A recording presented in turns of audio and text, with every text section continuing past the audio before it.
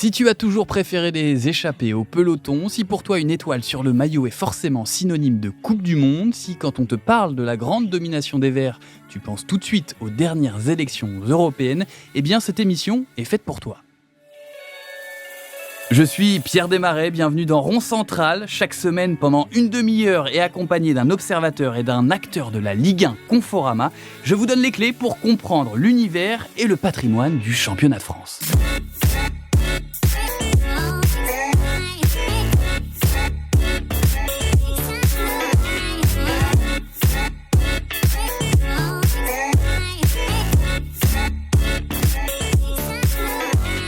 Aujourd'hui, nous avons le plaisir de recevoir un ex-international français qui a débuté en pro au Havre en 1993, un milieu de terrain qui a remporté l'étoile France Football, couronnant le meilleur joueur du championnat 97-98. La même année, il rejoint le club de Jean-Michel Aulas et y reste jusqu'en 2004, ce qui lui laisse le temps de remporter 2 titres de champion de France avant d'aller au Milan AC le temps d'une saison. Mais le firmament de sa carrière, c'est bien sûr sa rencontre avec l'homme à la moustache, Guy Lacombe, avec qui et pour qui il remporte la Coupe de France avec le PSG face à l'OM, inscrivant notamment un but d'anthologie, chaleureusement remercié, il faut le reconnaître, par un licenciement du club dans la foulée.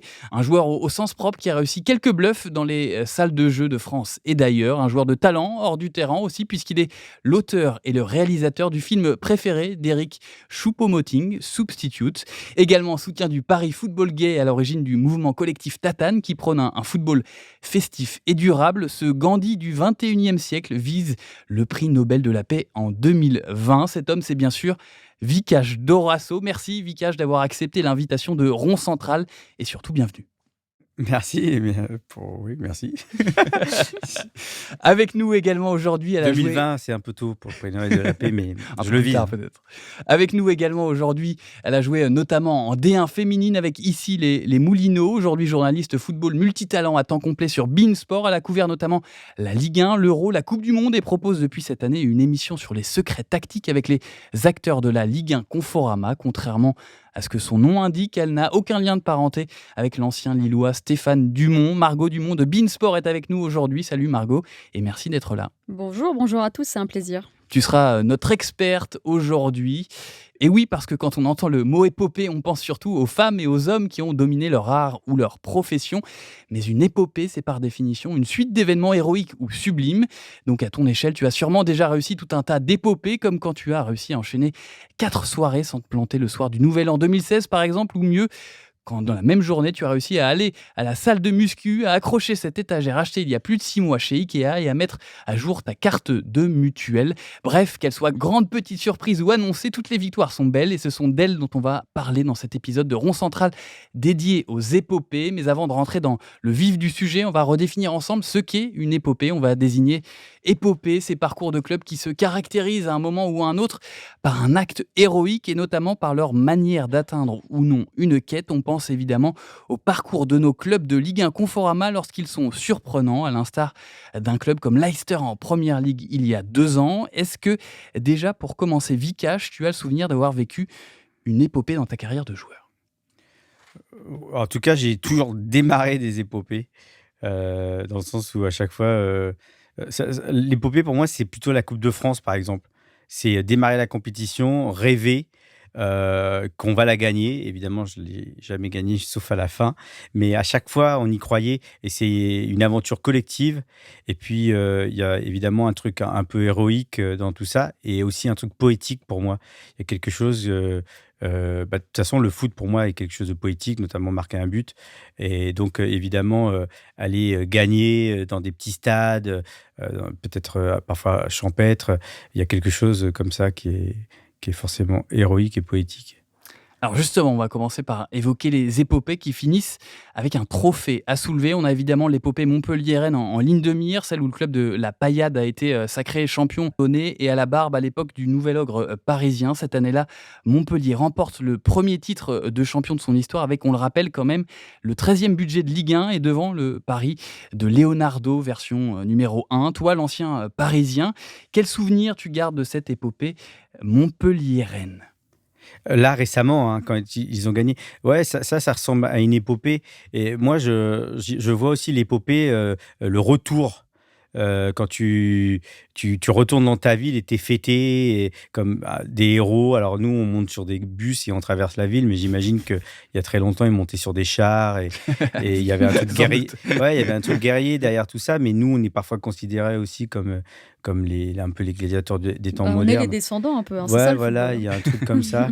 Toi, ce souvenir de cette épopée montpelliéraine, Margot, je ne sais pas si tu as le même souvenir que moi, mais à l'époque, on a eu la sensation tout au long de la saison que le scénario avait été un peu écrit à l'avance, comme si tout se passait comme dans un rêve pour les Montpelliérains. Ah, c'est vrai ce que tu dis. En plus, c'était un vrai groupe, une équipe. On pouvait s'identifier aux joueurs, au président Loulou Nicolin, qu'il faut vraiment pas oublier, qui est très charismatique, qui portait cette équipe, qui la faisait rayonner en fait. Finalement, on s'identifiait à Montpellier via Loulou Nicolin. Et finalement, ce qui s'est passé à la fin, c'est vrai un petit peu ce que tu dis, c'est que chaque week-end et surtout donc sur la fin, on se disait mais ça tourne toujours en faveur de Montpellier. C'est pas possible, ils vont pas passer à côté. Et finalement, donc ça s'est passé comme on aurait pu le prévoir, on va dire. Et c'est vrai que c'est pour moi une vraie épopée parce que c'est une équipe surprise. Il y a aussi ce que tu disais, Vikash, le côté émotionnel qui rentre en compte. Et là, pour le coup, j'ai trouvé vraiment.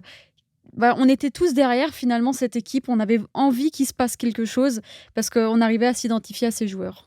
Justement, dans un groupe comme celui de Montpellier, cette année-là, qu'est-ce qui se passe? Quel est le ressort pour que le rêve continue de journée en journée? Mmh. Je pense que souvent ces équipes-là, elles sont sous-cotées au départ. Je revois l'équipe de Porto qui est championne d'Europe en 2004, je 2004. crois.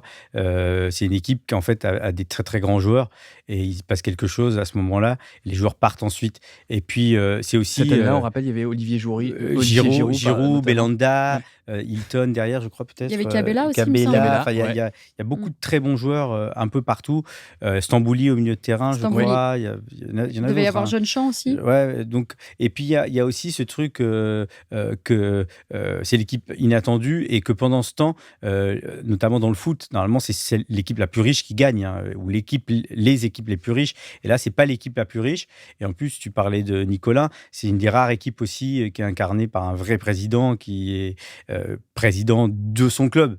Pas un président salarié ou mis par un fonds de pension. Donc il y a une vraie histoire aussi qui est racontée, qui est évidemment belle. Dans cette épopée. On a plus envie d'aimer Montpellier qui va être C'est champion ça. que C'est un peu d'aimer le ce que Paris tu disais Saint-Germain. sur les Coupes de France avec les petits Ben oui. poussets, finalement. Ça nous fait penser à ça. Puis c'est le premier titre de Montpellier aussi de l'histoire du club. Donc ça rajoute quelque chose d'émotionnel à cette histoire. Puis moi, j'ai vécu dans le mythe de Saint-Étienne. On m'a toujours raconté l'épopée de Saint-Étienne en Coupe d'Europe, Kiev, les poteaux carrés, tout ça. J'ai ça en tête, moi. Pour moi, l'épopée, c'est ça, alors que je ne l'ai pas vécu. J'étais trop petit. Alors toujours dans le registre des épopées qui finissent par une victoire finale, on peut rappeler aussi la saison fantastique du FC Nantes, édition 94-95. Cette année-là, les Canaries de Coco Suodo déploient un jeu chatoyant et le club remporte son 7e championnat après avoir enchaîné un record de 32 matchs sans défaite, il faut le rappeler quand même, c'est incroyable. Meilleure attaque avec Patrice Loco qui termine meilleur buteur avec 22 buts et Nicolas Wedek avec 18 buts, mais aussi meilleure défense grâce à Christian Carambeu et Claude Makelele. Cette équipe nantaise, est-ce qu'elle te faisait rêver à l'époque, toi qui étais jeune joueur au Havre? On les a affrontés, quoi. On menait 2-0 à la mi-temps et on est revenu et on a pris 3 buts en 5 minutes. Mais on n'a rien compris, hein. C'était incroyable pour nous. Donc évidemment, c'était leur jeu qui nous faisait rêver. Et puis ils ont été invaincus pendant très longtemps. Et tous ces joueurs sont ensuite, c'était tous des grands joueurs. Ils sont tous partis. Puis il y a ce but incroyable qu'ils avaient mis contre le Paris Saint-Germain où le ballon touche pas le sol. Ça démarre sur une touche. Et puis ça finit sur la reprise de volée de Patrice Loco, si je me souviens bien. Donc il y a fait Endoram aussi, qui était là, qui avait un toucher de balle incroyable. Il y avait un truc assez fou. Et puis, c'était le jeu à la nantaise aussi de Cette Coco philosophie Suodo. de jeu si Voilà. spécifique D'ailleurs, au FC Nantes. il faisait beaucoup de travail à l'entraînement sans ballon. Donc, il faisait des matchs de foot sans ballon. Donc, je pourrais expliquer comment ça se passe. Mais on peut vraiment jouer sans ballon. C'est génial. Parce que tu peux pas rater une passe. Et même un contrôle. Tu fais jouer la tête, en fait. C'est très... Ouais, faut juste connaître le prénom des autres. Et puis, on ne peut pas parler d'épopée gagnante sans évoquer le premier titre de l'Olympique lyonnais en Ligue 1 Conforama en 2002. On rappelle un peu le scénario parce que ce titre est resté dans l'histoire quand même, alors que le club lyonnais est en tête lors de la 9e journée. Il est peu à peu distancé par le leader lensois qui compte 7 points d'avance au soir de la 19e journée. Mais l'écart ne va cesser de diminuer à tel point qu'à la veille de la dernière journée, un seul petit point départage les deux équipes qui s'affrontent alors pour une finale à Gerland. Et évidemment, le duel tourne en faveur de l'Olympique lyonnais. Alors, si je peux me permettre, qui- c'était incroyable. Parce que moi, C'est un j'étais à peu Lyon. froid, hein. J'avais. À quel âge j'avais? J'avais 11 ans à l'époque. Et j'étais devant ma télé, donc la télé locale qui était TLM à l'époque, donc Télé Lyon Métropole. Parce que j'avais pas les abonnements qu'il fallait pour regarder le foot à la télé. Et je me souviens être devant à 11 ans. Et toute la journée, ils avaient pris l'antenne en fait de 10h du matin jusqu'au match et jusqu'après. Et ils faisaient des duplex en ville et je trouvais ça extraordinaire. On était scotchés. Toute la ville était vraiment scotchée sur la télé locale. Et voilà, on vivait vraiment cette journée à fond. Et Vikash, moi, j'étais en tribune aussi à l'époque où tu jouais. Alors, Alors, plus vraiment. sur ce premier titre, Je suis pas là. tu n'es pas Non, de l'épopée, non, ouais, mais, le à Bordeaux, premier ouais. titre. Voilà, mais les époques d'après, en tout cas, les Les années années d'après. d'après, Les deux après, ouais. Et c'est vrai que c'est une équipe qui nous a fait rêver à Lyon, quoi. Ouais. C'est de ce titre-là jusqu'au dernier, mais c'est vraiment, ça a été extraordinaire. Voilà, je me permets juste cette parenthèse parce que je l'ai vécu en tant que Lyonnaise, en tant qu'enfant, et ça nous a absolument bercé et fait rêver, quoi. Et rétrospectivement, tu as regretté d'être à Bordeaux cette année? Enfin, forcément, tu l'as regretté, mais comment est-ce que tu l'as vécu, toi qui étais du coup, à Il y a, Bordeaux il y a cette année-là? toujours nous, les footballeurs, on doit vraiment faire le deuil très vite, quoi, sans arrêt. Genre, en plein match, on me remplace, en plein match, on me sort, on me met en tribune, et puis le lendemain, je dois revenir à l'entraînement. J'ai pas le choix, quoi. Et là, c'est pareil. Je vais à Bordeaux pendant que Lyon gagne. Moi, je peux pas. Alors, j'étais pas spécialement heureux pour eux parce qu'il y a un peu de jalousie quand même, l'impression de rater quelque chose parce que j'étais prêté et je revenais. Mais quand je suis revenu, je me suis dit, bah voilà, je joue dans l'équipe championne. Maintenant, à moi d'aller chercher le titre, un titre pour moi qui sera le deuxième pour eux. Qu'est-ce qu'elle avait de si particulier, cette équipe lyonnaise, à cette période-là? Alors, moi, je me souviens que l'année d'après, alors j'étais à Lyon, je pars, je reviens. L'équipe n'a pas beaucoup changé, mais s'améliore et progresse, se renforce. On a un titre maintenant on vieillit ensemble. On a beaucoup d'expérience. Je me souviens que l'année d'après, on a 10 points de retard sur Monaco. Il y a Paul Le Guen qui est devenu l'entraîneur. Et à un moment, on dit à Paul, excuse, tu peux sortir, on a des choses à se dire. On avait tous pratiquement 30 ans. Donc, on était capable de décider, de prendre les choses en main. Il a été très bon à ce moment-là parce qu'il a compris qu'on était capable nous aussi et on est revenu sur Monaco. Les 2 saisons ont marché comme ça. On s'est fait insulter par nos supporters, on s'est fait critiquer et pourtant on est allé chercher les titres. Alors, il y a une question qu'on se pose souvent, notamment sur cette période lyonnaise, quand on est observateur, c'est quand on fait partie d'une équipe comme celle de Lyon à l'époque ou de Paris aujourd'hui. Est-ce qu'on a conscience qu'on est en train de marquer l'histoire du club et surtout l'histoire de la Ligue 1 Conforama? Est-ce qu'on a conscience de ça, qu'on est en train vraiment de marquer un pan de l'histoire du foot? Quand on met le premier, on rentre dans l'histoire du club. C'est pas moi, mais déjà après le deuxième, tout de suite, on se rend compte qu'il se passe quelque chose. Et après le troisième, partout où on allait, ouais, on est l'Olympique Lyonnais, champion. On est fort. On a peur de personne. Enfin, c'est très étrange tout ça. Et en même temps, le foot est hyper fragile, quoi. On aurait pu tout perdre. Ça s'est joué à peu de choses. Au début, Lyon, les premiers titres sont très serrés, hein. C'est ensuite que Lyon vraiment domine Déroule, ouais. très fort. Et puis, j'ai joué avec moi, à cette époque-là, Djila Diarra, par exemple, qui est là, c'est pour moi, au moment où il est là, il part au Real après, c'est le meilleur milieu de terrain à ce poste-là au monde, quoi. Sonny devant, c'est pareil. Eddie Wilson, il est champion du monde. Cassapa, Il y a tout ça. Cassapa, Juni, Ouais. il commence à mettre des coups francs en pleine lucarne à chaque fois qu'il tire un coup franc. Donc, ça commence à être chouette, quoi. Ah, Il y a moi, un je me truc souviens bien, hein. C'était une belle époque. qui est assez euphorisant, enfin, un truc comme ça, quoi. Où est-ce qu'au fur et à mesure des saisons, on arrive à trouver, un peu comme Teddy Riner aujourd'hui dans le judo, où est-ce qu'on arrive à trouver la motivation pour se reconcentrer et retrouver le même désir de gagner à nouveau, d'année en année, sachant qu'on a déjà gagné 1, 2, voire 3 titres?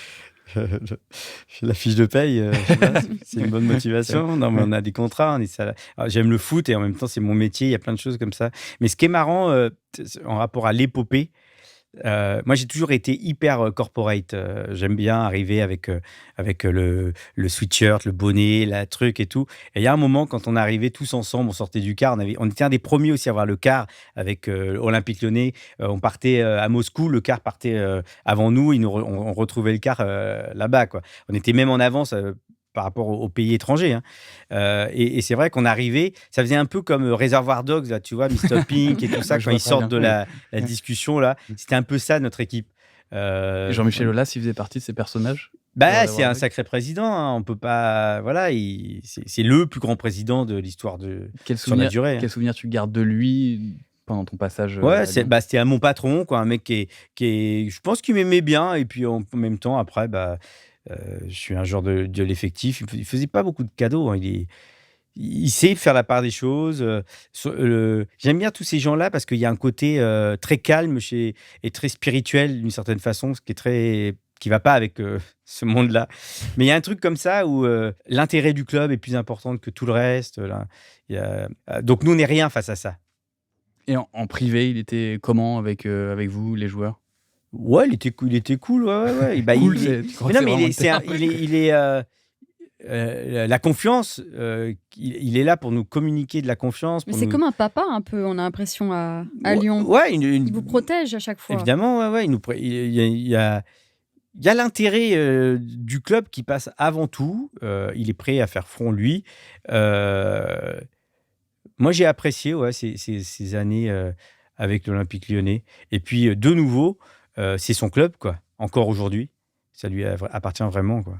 Autre épopée gagnante, celle de Bordeaux, de Laurent Blanc, avec notamment Johan Gourcuff et Marouane Chamakh, qui deviennent champions de France en 2009, au nez à la barbe des Marseillais, comme 10 ans auparavant, grâce à Elie Baup, avec une équipe composée alors d'Ulrich Kramé, Sylvain Wilter, Lilian Asland ou encore Johan Mikou. Un mot peut-être sur ces épopées bordelaises, et notamment celle de 99, avec ce suspense de bout en bout de la saison entre l'OM et les Girondins de Bordeaux.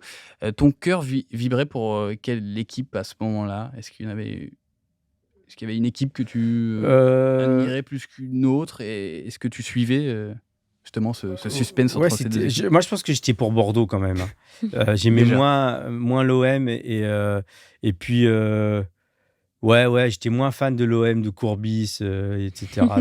J'étais moins fan. Et puis j'aimais quand même, j'aimais bien le 4-4-2 d'Elie Baup avec Benarbia et Mikou, Pavon devant la défense. Il y avait Diabaté aussi qui devait jouer par là. Il y avait Afanou. Il y avait, je crois que c'était Alicard derrière, Bonicel. Voilà, Jérôme Bonicel, ouais. il y avait devant Enino et Lasland devant. Avec Feindonneau qui marque le dernier. Il y avait un truc chouette et aussi, je sais pas moi, c'est quand même de grandes équipes, enfin de grands stades. J'étais plus fan. Nous, on termine troisième, hein, on se qualifie pour on perd 1-0 à Bordeaux. Diabaté, il met une frappe en pleine lucarne, il met de 30 mètres. Et c'était un match hyper tendu, hyper serré et tout. Alors, on pourrait aussi parler du RC Lens, hein, sacré champion de France à la différence de but devant le FC Metz en 1998, mais par respect pour nos auditeurs messins et parce que le temps presse, on va passer à ces équipes de la Ligue 1 Conforama qui ont fait preuve aussi d'héroïsme sans pour autant gagner de titres. Et là, on est obligé de commencer avec une équipe qui va nous plonger immédiatement dans la nostalgie. C'est le Sedan des saisons 99 et 2000 et 2000-2001, avec notamment Olivier Quin, Cédric Mionnet ou encore Pius Ndiefi. Les Sangliers vont finir la saison à la 5e place en 2001, synonyme de Coupe de l'UEFA. Et c'est toute la Ligue 1 Conforama qui va alors trouver de l'affection hein, pour ces petits poussés des Ardennes, des Ardennais, qui vont même s'offrir une victoire mémorable 5-1 qui va précipiter le limogeage de Philippe Bergerot et le retour de Luis Fernandez quelques jours plus tard. Est-ce que tu te souviens les avoir affrontés avec Lyon, ces Sangliers ardennais? 99, 2000 et 2000-2001. Ouais, on a perdu 2-0, je crois, là-bas. Exactement, vous perdez 2-0 en 2000 contre eux. Je me souviens. Quel souvenir tu gardes de cette Moi, j'avais équipe? joué blessé, j'avais pas dit que j'étais blessé, j'ai joué avec une béquille, je pouvais à peine marcher, mais je voulais jouer à tout prix. C'était une drôle, il faisait froid, C'est jamais agréable d'aller jouer Ouais, là-bas. ouais, Hein. c'était C'est toujours un peu difficile. l'ambiance très dure. Et il y avait pas Modeste Mbami? Si, Modeste exactement. qui jouait, super joueur. Je crois qu'on perd en Coupe de France aussi contre eux. Mais il y avait quand même un truc spécial dans cette équipe de Sedan. Ouais, c'est genre de traquenard. T'arrives, t'es Lyon, normalement tu vas gagner, C'est mais ça. non, tu vas pas gagner, quoi. Ça va pas être comme ça. Avec un petit stade et une belle ambiance, les vrais cops. Moi, ça me rappelle vraiment le Havre. Et moi, ça me rappelle d'où un je viens. peu Guingamp. Guingamp, Le ouais, Guingamp des surtout, temps ouais, bien modernes, sûr, bien quoi. sûr, bien sûr. Justement, on va en parler, Guingamp, notamment de cette saison 95-96, car pour sa première expérience au plus haut niveau, Guingamp, de façon inattendue, s'adapte très rapidement à son nouveau championnat, devenant même leader au soir de la 5e journée. Lors de cette saison, ils arrivent même en demi-finale de la Coupe de la Ligue face à Metz et terminent à la 10e place. 2 ans seulement après avoir quitté le national et grâce notamment à la Coupe Intertoto, l'en avant Guingamp va même jusqu'à affronter l'Inter Milan en 32e de finale de la Coupe de l'UEFA. Défaite sur ce match aller-retour malheureusement pour eux. Est-ce que ce genre de parcours Vicage, tu penses qu'aujourd'hui ce serait encore possible de le voir en Ligue 1 Conforama? Est-ce qu'on peut encore voir arriver des équipes comme Sedan, Guingamp aujourd'hui J'espère, oui. Il y a beaucoup de différences avec l'argent, mais ça a toujours été le cas. Hein. Mais franchement, je pense que si on arrête de dénaturer le football, le football, c'est un sport où il y a très peu de buts. On a le droit de ne pas attaquer, on a le droit de détruire le jeu, on a le droit de défendre à 11 devant son gardien. Et donc, on peut vraiment... on peut s'en sortir, quoi, toujours. Le Luxembourg a fait 0-0 contre la France, quand même. C'est vrai. Et si on autorise toujours ça, je veux dire, au handball, on est obligé d'attaquer, hein, au basket aussi, au tennis, a priori, on marque des points. Au foot, non. Tu peux faire 0-0, quoi. Moi, j'ai passé ma vie au Havre à aller voir des matchs de foot, il n'y avait pas de but. T'imagines, parfois, Mais il y sur avait un un match, but. je suis d'accord avec toi, Vicage, sur un match, mais sur une Sur saison, une saison. vraiment, c'est difficile Alors, de nos jours. On l'a vu avec Leicester en première c'est ligue, mais est-ce que... possible. Les écarts sont quand même impressionnants en termes de budget, de salaire. Tu peux pas tirer le même joueur à Guingamp qu'au PSG.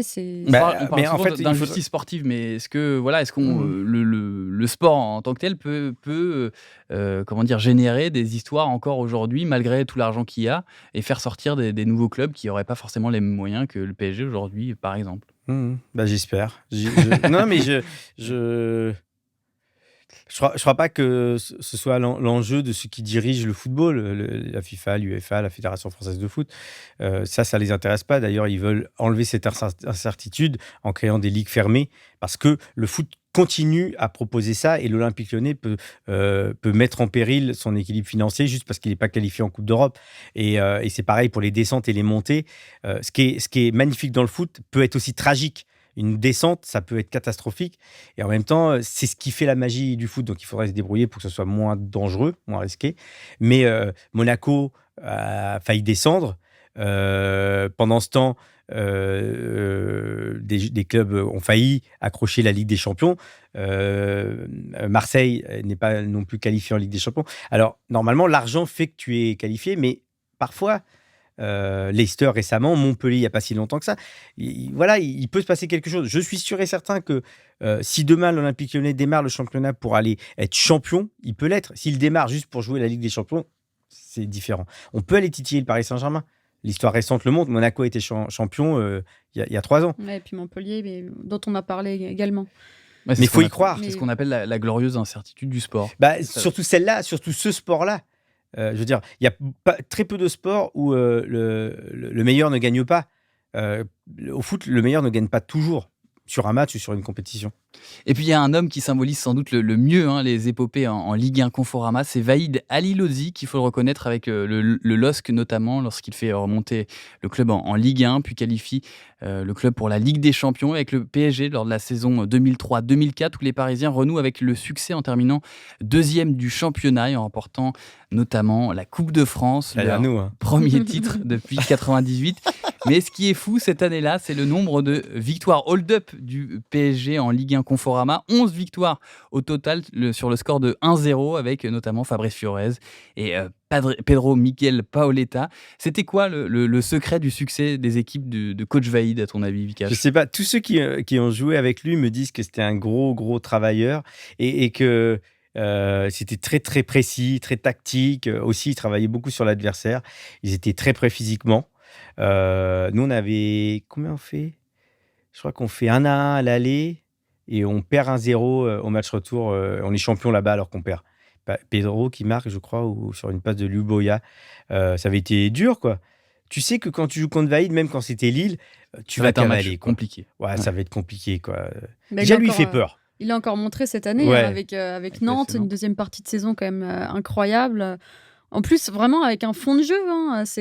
Enfin, moi, il m'a vraiment étonné pour un retour comme ça en Ligue 1 après quelques années d'absence. Mais est-ce que vraiment tout repose sur la solidité défensive ou est-ce que dans Pour- ces causeries, il y a Pour il y a- lui, là, il je y ne a le un connais truc en pas dans plus. la causerie. Ouais. Mais je vois le personnage. Moi, je veux dire, il faut qu'il reste en Ligue 1. Qu'il reste là. Il a un côté attachant. Hein. Il a une histoire folle. Hein. Ah oui, complètement. Dire, son histoire, il devrait être mort, lui. Hein. C'est un truc de C'est un fou. guerrier. C'est une sacrée histoire. On a gardé un peu le meilleur pour la fin, la plus belle épopée, mais peut-être la plus improbable aussi jamais arrivée en Ligue 1 Conforama, celle du Toulouse Football Club année 2015-2016. On rappelle les faits. La saison des Violets est catastrophique, relégable depuis la 11e journée. Il compte à 10 journées de la fin du championnat, 10 points de retard sur le 17e. Dominique Arribagé démissionne et Pascal Duprat le remplace avec cette causerie mémorable notamment. La suite, on la connaît. On retiendra que c'est la seule fois dans l'histoire de la Ligue 1 Conforama qu'une équipe se maintient alors qu'elle comptait 10 points de retard à la 28e journée de championnat. Et alors là, on imagine que la joie ressentie par les Toulousains à l'issue de cette dernière journée, elle est incroyable. Elle vaut toutes les victoires du monde, j'imagine. Ah ouais, ça devait être fou le scénario. Les autres sont en première division, puis pas eux. Enfin, j'imagine qu'ils devaient être sur le téléphone pour savoir ce qui se passait ailleurs. Et ils ratent un penalty. Ils sont menés, ils ratent un penalty, je crois, un truc comme ça. Et ils finissent par l'emporter 3-2. Ouais, mais le foot, c'est quand même taré, quoi. Je veux dire, on l'a vu en Champions League récemment. J'ai jamais joué un match de foot une fois en pensant que c'était fini, quoi. J'ai jamais abandonné un match de foot. Aucun des joueurs sur le terrain avec moi n'a abandonné un match de foot. On va à Nantes une fois, on perdait 3-0 à la mi-temps. Et l'entraîneur à la mi-temps, le discours, c'est pas maintenant que vous allez revenir au score. C'est les gars, on ne prend pas 5-6, quoi. Tu vois. Et nous, on est rentrés, on s'est dit, on va revenir, quoi. On n'a pas dit. Et on a marqué. Et après, on a perdu 6-1. Mais on a d'abord marqué un but, on y a cru. Et même à 6-1, on jouait, quoi. Tu vois. Tony Vera, je me souviens, il prenait la balle, il voulait aller marquer tout le temps. J'adorais. Mais c'est vrai que pour revenir sur Toulouse, Pierre, c'est une saison vraiment mémorable. Et quand on parle avec les joueurs, parce que je les côtoie beaucoup en reportage, ils en parlent vraiment avec de l'émotion. Enfin, pour en avoir discuté avec Yann Bodiger, qui est l'un d'ailleurs des grands acteurs de cette dernière journée, Alexis Blin également, sont des joueurs. Ça les a marqués vraiment, et quand ils en parlent, ils ont des frissons encore presque, ils se souviennent de tout, du moindre mot de cette causerie qui a été donc bien médiatisée, et heureusement d'ailleurs. Et c'est vrai que c'est quelque chose en fait que tu ne vis pas souvent dans une carrière et qui peut quelque part se rapprocher d'une sensation d'un titre. Je sais pas, Vikash, alors c'est bien sûr t'as pas un trophée à la fin, mais ça vaut finalement l'émotion d'un trophée, j'ai envie de dire. J'en suis sûr. Moi, j'ai passé ma vie, mon début de carrière, à jouer le maintien avec Le Havre. On s'est jamais sauvé à la dernière journée, mais c'était évidemment, ouais, c'était incroyable. À un moment, quand tu sais que t'es maintenu en première division. Moi, j'ai vécu aussi les montées du Havre, plus jeune, tout petit, quand le Havre monte en première division contre Mulhouse à domicile. C'est un truc de fou, quoi. De ces saveurs-là, de sentiments de bonheur, c'est laquelle la plus forte? C'est le sentiment de montée, de sauvetage, là, j'étais supporter du Havre. J'avais 11 ans. J'avais 11 ans, je m'en souviendrai toute ma vie, quoi. Je me souviendrai toujours d'Alain Casanova, l'entraîneur de Toulouse aujourd'hui, dans les buts, qui sauve sur une frappe. C'était contre Mulhouse, c'était Domenech l'entraîneur. Il sauve une balle à 0-0. Et après, Pascal Pain qui marque, il rentre en jeu, c'était le petit Havrais. Et voilà, c'est des moments incroyables, quoi. Ton club, le club de ta ville monte. C'est ça. C'est Ou ouf, gagner quoi. un titre comme moi avec Ouais. Lyon, c'est des choses qui te marquent à vie. Voilà, on va rester sur cette émotion car on arrive déjà à la fin de cette émission et avant de se quitter, on va essayer de se donner 3 ingrédients inévitables à réunir en urgence avant de se lancer dans une épopée magique. Honneur peut-être à toi, Margot, pour ces conditions à réunir si on veut réussir son épopée. 3 ingrédients, on va dire, nécessaires pour réussir une épopée? Pour moi, c'est une mentalité d'abord. Donc, je dirais vraiment la mentalité des joueurs que tu as. Ce que tu expliquais tout à l'heure, Vikash, rentrer sur le terrain en se disant on peut le faire. Bon, après, il y a le facteur chance aussi. Je pense que malgré tout, dans le football, ça peut jouer. Voilà, un poteau rentrant, un poteau sortant. Des fois, il y a un peu de ça, même si la chance peut se provoquer. Hein, ça, c'est clair. Et puis, bon, un petit troisième, je dirais le talent. Hein. Il faut un minimum de talent aussi. Aller à un ou deux joueurs à des postes clés qui peuvent te faire changer le cours d'un match. Vikash, à toi de jouer. Ouais, j'avais un entraîneur qui nous disait toujours tant qu'on n'a pas tout donné, on n'a rien donné. Donc ça peut être utile. Je pense qu'il faut croire en quelque chose qui nous dépasse parfois. Moi, une fois que j'ai tout mis, il y a un truc, voilà, le mec il tire, ça rentre pas. Et puis, moi, je suis sûr que j'ai jamais eu peur de perdre, donc j'ai aucun problème avec perdre. Donc, je peux y aller, quoi. Et nous tous, on n'avait pas peur de perdre. Bien, merci beaucoup Vikash Dorasso d'être passé nous voir sur Rond Central. C'était un plaisir. Merci beaucoup Margot Dumont de nous avoir accompagnés. On se retrouve très vite pour un nouvel épisode de Rond Central.